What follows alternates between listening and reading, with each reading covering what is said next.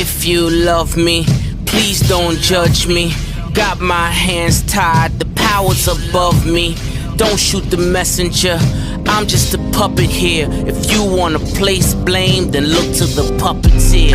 Family, fortune, envy, jealousy, privilege, passed on, legacy, secret, sabotage, borderline, felony, suicide, subtract, selfish, pedigree, yeah.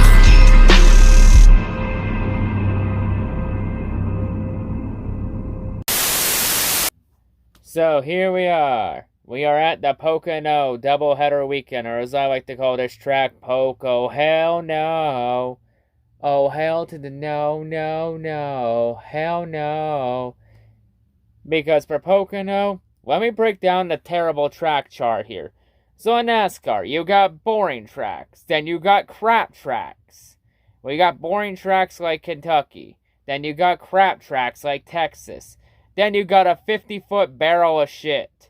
And then you got Pocono right below that at the very bottom in its own category. So yeah, this has been a weekend I've been dreading. The doubleheader weekend. To be honest, I'd like this weekend more if one of the races was the road course race. But yeah, let's talk about what happened this weekend and try and get through this dreadful weekend. So truck race happened. Mainly this truck race was mainly the Kyle Busch show. Thank God this was his last truck start of the season. But there was a late race restart, and John Hunter Nemechek did something that is rarely done in the truck series. He beat Kyle Busch at his own game on the restart, beating him on it. And John Hunter Nemechek would then go on and pull away from Kyle Busch and win the race. Also, Kyle Busch would get some contact from Sheldon Creed at one point. So John Hunter Nemechek wins his 5th truck race of the season, and Kyle Busch finishes second in his final truck start. That's crazy. In the 3 truck races that Kyle Busch did not win this year, he ended up finishing second to John Hunter Nemechek. So yeah, that's 3. So yeah, 3 times Kyle Busch finished second to John Hunter Nemechek in the 3 races Kyle Busch didn't win this year. Illuminati confirmed, motherfuckers. So yeah, Kyle Busch is now out of the truck series. But of course, though, the celebrations don't just end there, because Austin Hill will get enough points here, and with Austin Hill getting enough points, Austin Hill has mathematically locked himself into the chase, so Austin Hill is now chase-bound. To be honest, I'm surprised Austin Hill hasn't won a race yet this year. But then again, when John Hunter Nemechek has been an absolute goddamn beast winning everything, yeah, it's kind of understandable why. So we don't have to deal with Kyle Busch for another year. That is until Bob Proctor's revealed that Kyle Busch could run 7 truck races next year if Kyle is truly done in Xfinity, because of some loophole in the rulebook. Because apparently the loophole in the rulebook is, if you only leech in 1 series, you can actually do 2 extra races. But if you leech in Xfinity and trucks, then you're only limited to 5 races. But if you do only 1 of the series, it's now 7. By some loophole in the system. Oh, fuck. Just what we needed. Kyle Busch could leeching more in the truck series from 22 on out. So this is the catch and the cost if Kyle Busch is truly done in Xfinity after 2021. We get him out of 1 series just to have him leech more in another. So, a soul for a soul. God help us all. At least he's done in trucks. And he only has 2 more Xfinity starts left. The question is Kyle Busch truly done in Xfinity? Or is that report I mentioned about Bob Proctor saying Kyle Busch may have races lined up in 2022 in Xfinity true? We'll have to see who's telling the truth in a couple weeks. But yeah, anyway, let's get to the first Pocono Cup race. The Saturday Pocono race. Race 1 of the doubleheader. And in this race, in a shocking turn of events, we had a Pocono race that didn't suck. Holy shit, a Pocono race that was actually good? Damn. That's fucking rare, and it's under the 550 package too. That's definitely a rarity. That never happens. But hey, sometimes you can lead a blind squirrel to a nut. But hey, so this race is actually very interesting and actually good, because you actually had a lot of pit strategy about when to pit, when not to pit. There was not really much tire fall off, so and of course the pit strategy when you come in pit, do you take 4 tires, do you take 2 tires, do you do gas only, splash and go? Like, the pit strategy definitely made this race interesting, because everyone was going off different strategies and it was audibles on the ass. But throughout this race, the race featured 3 main dominant cars of Kyle Busch, Kyle Larson, and William Byron. And late in the race, on the final round of stops, Kyle Larson would take 4 tires, but Kyle Busch would gamble and take gas only. And Kyle Busch would get the lead from Larson as a result of it, but Larson would run him down. But Kyle Busch was able to hold him off throughout much of that final run until he got to the final caution with around 20 to go, which would be the turning point. And then on the choose cone rule lab, Kyle Busch would go to the outside along with Larson, since the outside's been the preferred lane all race. But Alex Bowman would then take the inside line to go on the front row. And then on the restart, Alex Bowman would then do something that's rarely done, since Kyle Busch is considered one of the best drivers in the sport on restarts. Bowman beat Kyle Busch on a restart and got the lead. And then Larson would pass Kyle Busch a couple laps later. And then Larson would run Bowman down, and then we'd have a very close battle between Bowman and Larson for much of the ending closing stages of the race.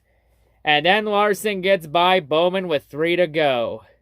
You know what this means. Larson's about to make history.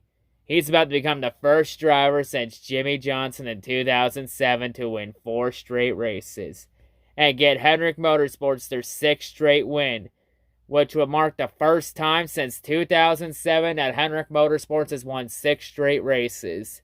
And it would also tie their longest winning streak in team history of 6 straight races. You know what? I'm not going to speak much longer. I'm just going to play the last lap and let everyone enjoy history being made. 1 lap to go, and Kyle Larson has a huge lead. Oh, he's got it in the bag. Call in the dogs, put out the fire. We're going to crown us a new champion.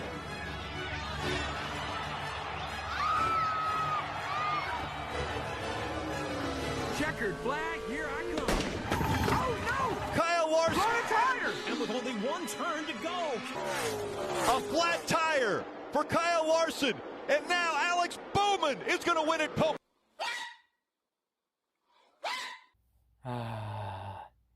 It's so great to see history. Wait. Bowman won? Wait. Bowman won? Wait, what the fuck happened with Larson? He blew his left front tire and hit the wall and turned on the last turn to last lap? What?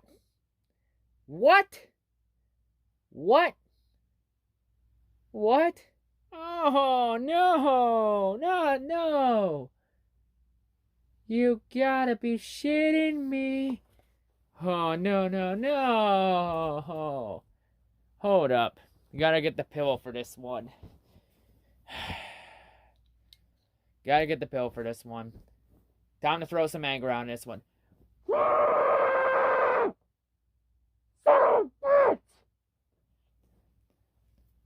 Okay.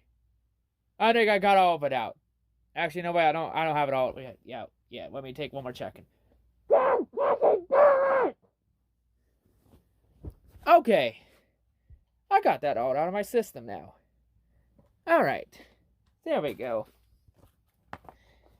There.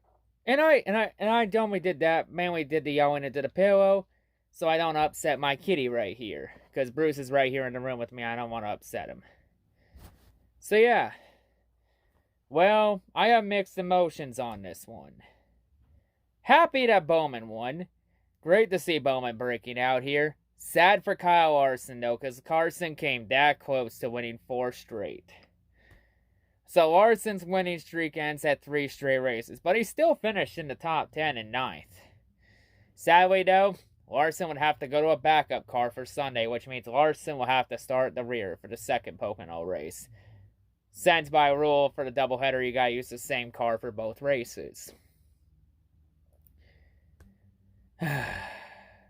Damn.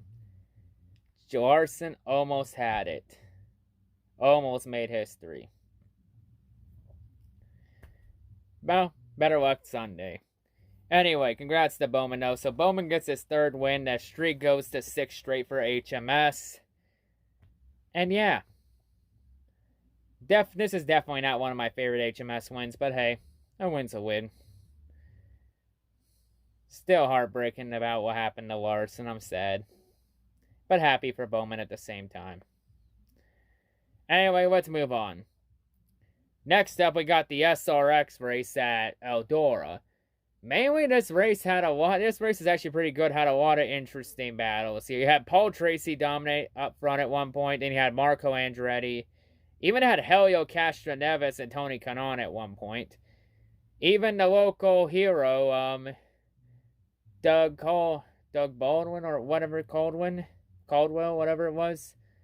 Or I forget his last name, but you get the idea. They're all up there at one point. But in the end, it didn't matter because Tony Stewart would come up late in the race. And Tony Stewart would once again win in SRX and win at the track that he literally owns. Eldora. So yeah, Tony Stewart now gets back-to-back wins in SRX. And both of those wins have come on the dirt races. Knoxville and then Eldora. But yay. So, yeah, the only thing I really have with SRX, really the one complaint I have with it right now is the stupid fucking competition cautions. This one, the competition caution reasons was really stupid because they threw competition cautions for literally too many green flag laps. How about no competition cautions, period? And let the drivers put the show on for the fans and not just some manufactured drama bullshit. And there were actually quite a few crashes throughout this race. Even Tony Stewart had a little bit of damage in the race too. Got banged up a little bit. So yeah, it turns out these XRX cars are invincible and that they can take quite a hit. Man. So the SRX cars are pretty human then. Okay. So yeah, that's pretty interesting to see. But yeah, anyway, moving on. F1 race in Austria. That race actually was pretty boring. Not a whole lot really happened. Max Verstappen completely dominated that race from start to finish. Like hell, Verstappen even locked it up with 3 to go. When Lewis Hamilton would pit for soft tires, so Lewis can go for the fastest lap, bonus point, which he did. But yeah, so Lewis Hamilton ended up second.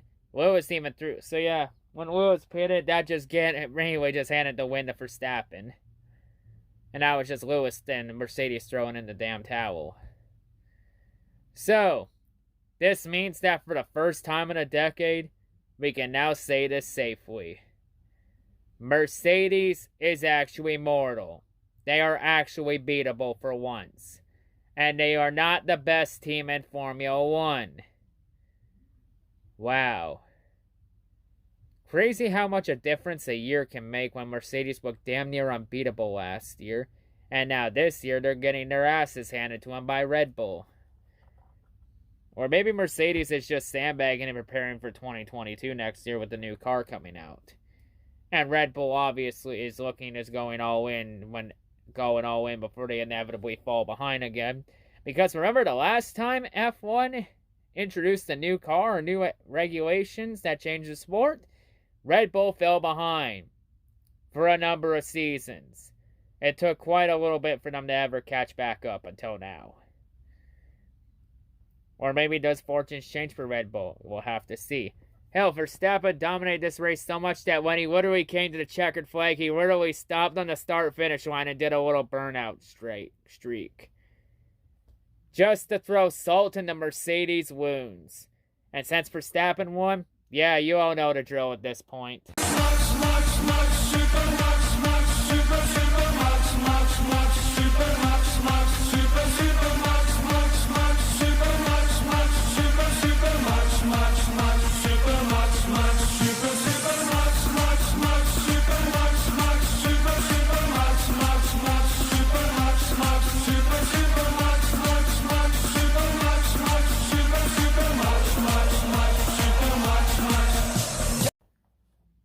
So yeah. With Mercedes being mortal, good. It means that when they inevitably collapse, no one will feel sorry for them. Especially with how they've been treating Valtteri Bottas like absolute shit. So yeah. Anyway, because yeah. Less said about how the Mercedes is treating Bottas right now, the better.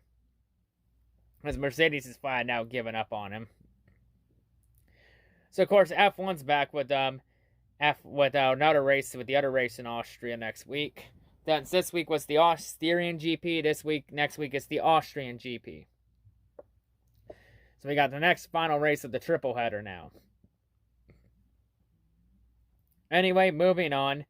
Let's talk about the Xfinity race. Xfinity race at Pocono.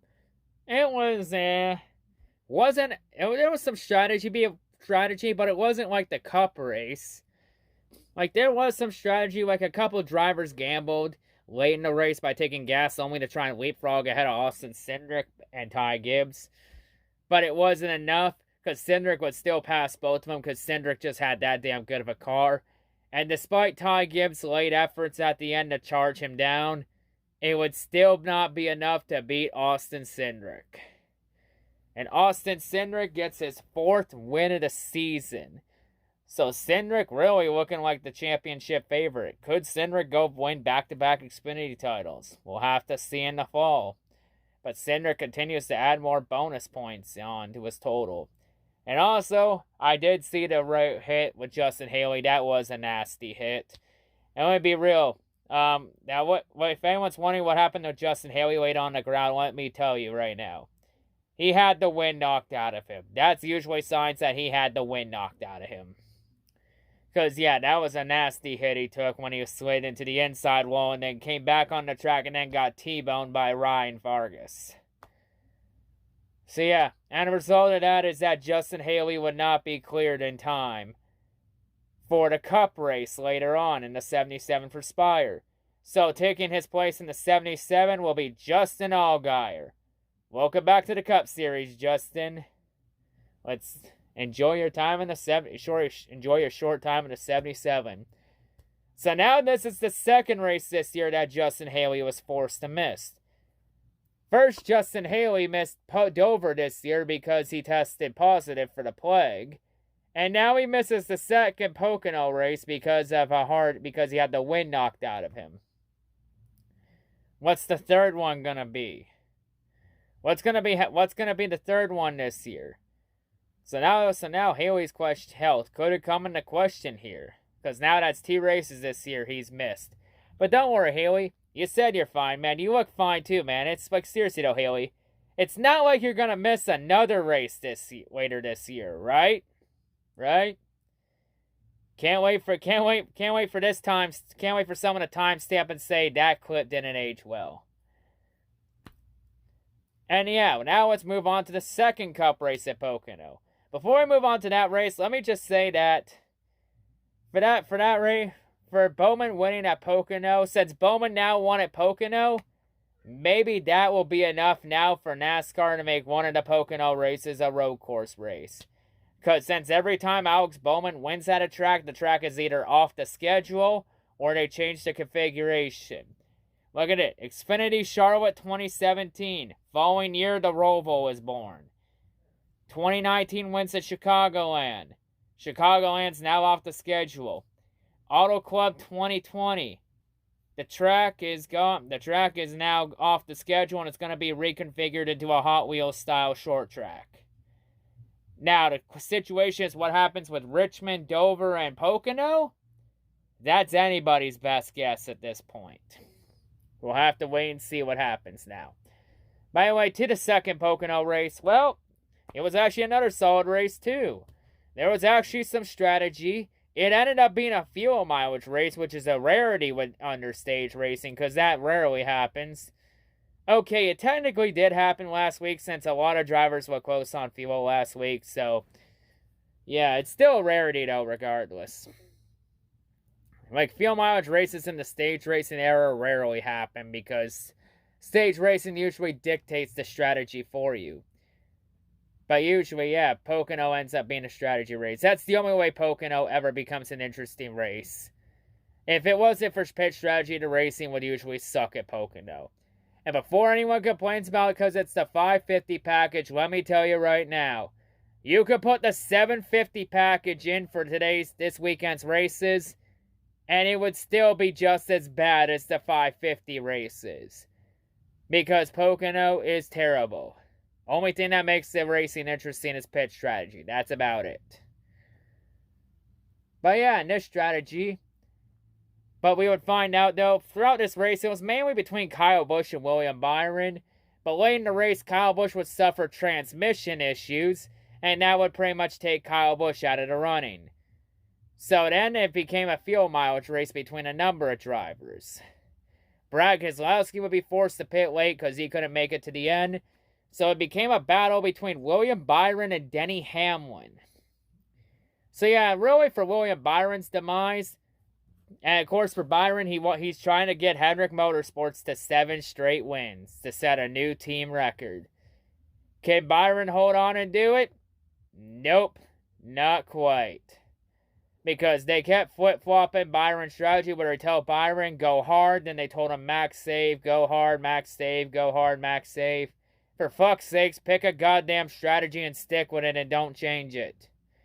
And then with around 3 to go, Byron would be forced to pit for fuel as he was running out of gas. So then Hamlin inherits the lead.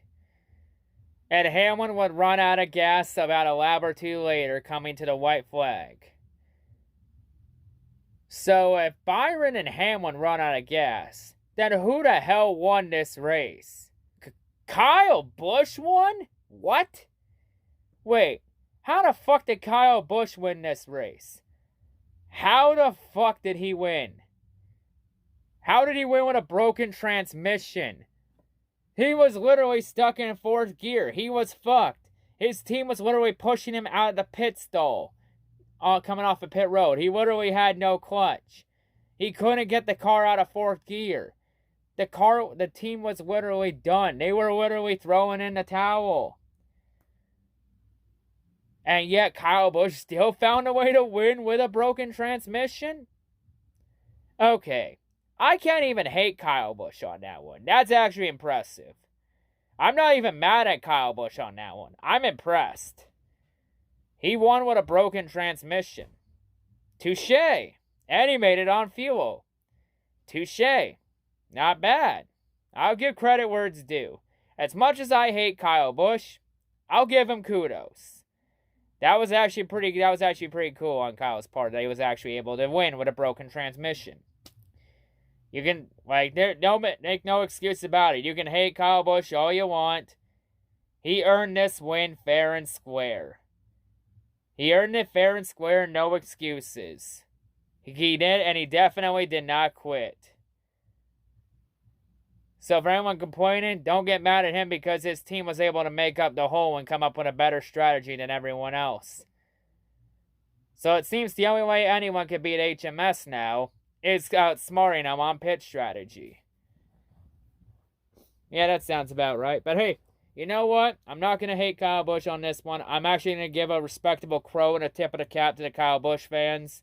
Congratulations to Rowdy Nation and all the Kyle Busch fans out there. Congrats on the well-deserved win. Kyle Busch earned it fair and square.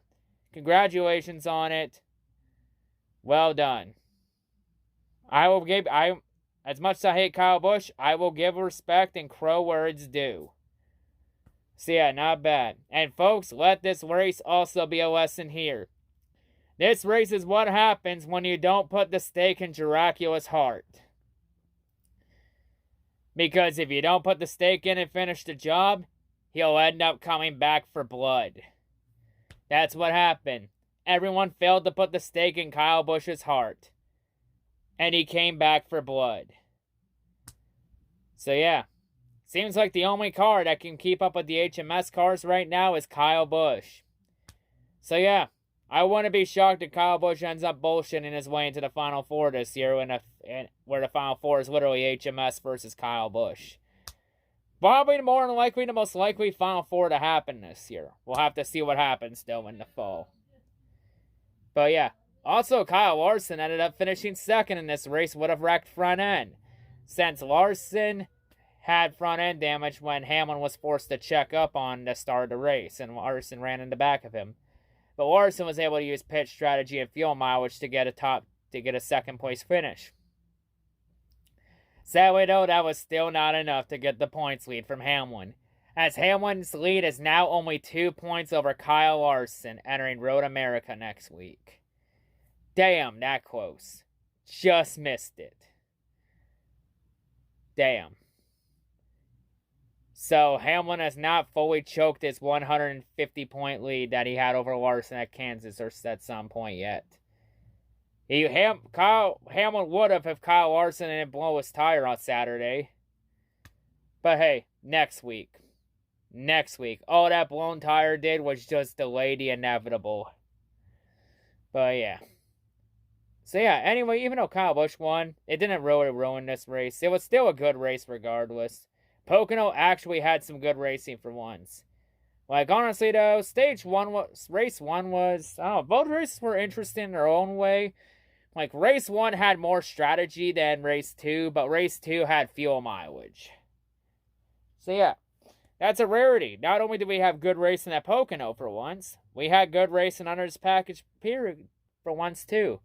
Like, hate on the package all you want, but sometimes, like I said earlier in the video, sometimes you can lead a blind squirrel to a nut sometimes. Or 2 nuts. Or 3, and yeah, you get the point.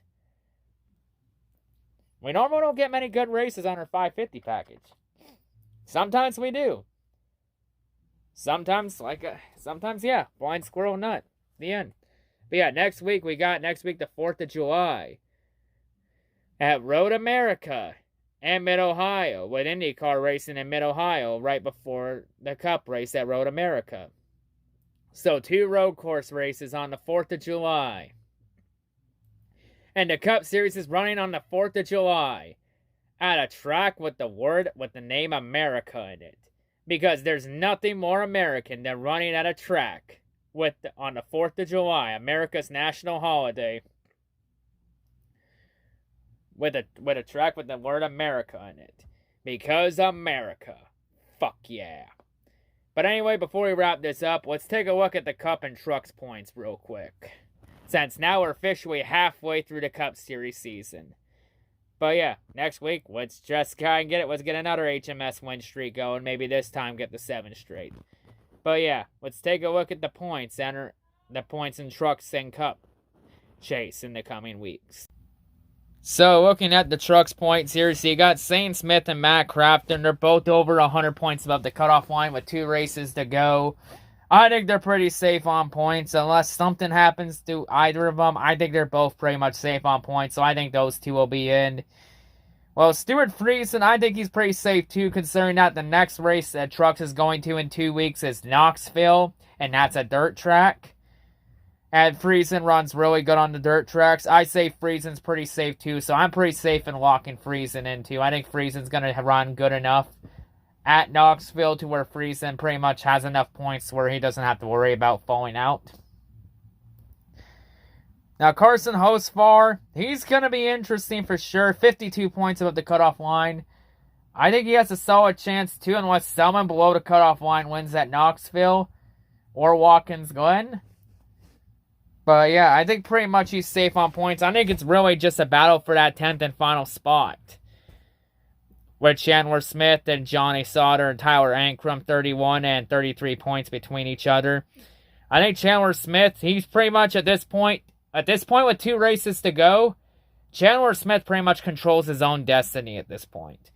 In terms of Johnny Sauter, he either needs to win one of the next 2 races, or he needs something to happen to Chandler Smith and he can capitalize on it. Tyler Ankrum, same boat as Sauter. Austin Wayne Self, he's pretty much in the same boat as Sauter and Ankrum, but he also will need Ankrum and Sauter to struggle too. But if Austin Wayne Self wins the race, then he's in. Because at this point, if you win a race now at this point, you're automatically in the chase at this point. And then Derek Krause, 55 points out. He either needs to win or he needs to have a solid run and hope everyone above him struggles.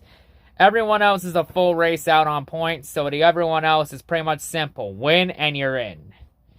And of course, the next truck race, like I said, is in 2 weeks in Knoxville, so we'll have a week off to rest on the trucks before we find out what happens in the dirt at Knoxville. Now let's move on to the Cup chase. So now looking at the Cup Series chase standings with 7 races to go entering Road America next week. Yeah, Denny Hamlin and Kevin Harvick, we don't need to talk about those two. They're safe. The fact that Hamlin is that far above the cutoff line without a win, and he doesn't have a win yet, that's just absurd. That just shows how much Hamlin has really choked this year. Harvick just has been quietly consistent, but has had no speed. But been consistent, though. Austin Dillon has also been quietly consistent, too, with him being 91 above the cutoff line. At this point, Austin Dillon's pretty safe right now, but if Austin Dillon has a bad race or two, that could put him in trouble. Tyler Reddick, he's pretty good on points too, but anything can happen, especially with Road America being a wild card next week. So, yeah, Reddick 48 points on, but really the 16th spot on is when it gets interesting, with Kurt Busch and Chris Buescher only separated by 3 points with 7 races to go. Because Buescher did enter this week 24 points above the cutoff line, but Kurt Busch, he won a stage in stage 1, and stage 1 in the Cup race Saturday. So Kurt Busch gets Kurt Busch gets some stage points there. Kurt Busch also finished solid throughout both Poc-Oh races and gained a lot of points on Buescher. So there's that too. So yeah, Kurt Busch was actually able to capitalize and have some strong runs and catch up to Buescher. So yeah. Though that's going to be an interesting battle between those two for the final spot. But Daniel Suarez, in his first year with the Trackhouse team, he's only 48 points behind the cutoff line. He's right there. He just needs to either have solid runs and hope Buescher and Kurt Busch struggle, or he's going to need to win a race. Something that he hasn't done with Trackhouse. Ricky Stenhouse Jr., he's had some solid runs too this year, only 54 points behind the cutoff line. So yeah, either Stenhouse needs to win a race or he needs to have a couple solid runs and hope that everyone above him struggles. And same deal with Bubba Wallace, which Bubba finally got his first top 5 and top 10 finish for 23XI Racing. So Bubba Wallace, he's pretty much in the same boat. He either has to get that team their first ever win, or he needs to have some more solid runs and hope that top 5 is just the beginning of something. So Bubba needs to have some solid runs and hope that everyone else above him struggles, or he's going to need to win a race. And then everyone below Bubba on down, they're all in must-win territory, where it's simply win and you're in, like the Chastains and the Almirollas and all of them. They're all in win and you're in territory. But yeah, going to be an interesting 7 races to decide the Cup Chase and the Truck Chase. If anyone's wondering, the Xfinity Chase has still 10 races to go to the Xfinity Chase, so we're not going to cover that just yet. I might cover the Xfinity Chase after the Olympic break. We'll have to see. But yeah, that's going to wrap it up here. See you all next week for Road America. Peace.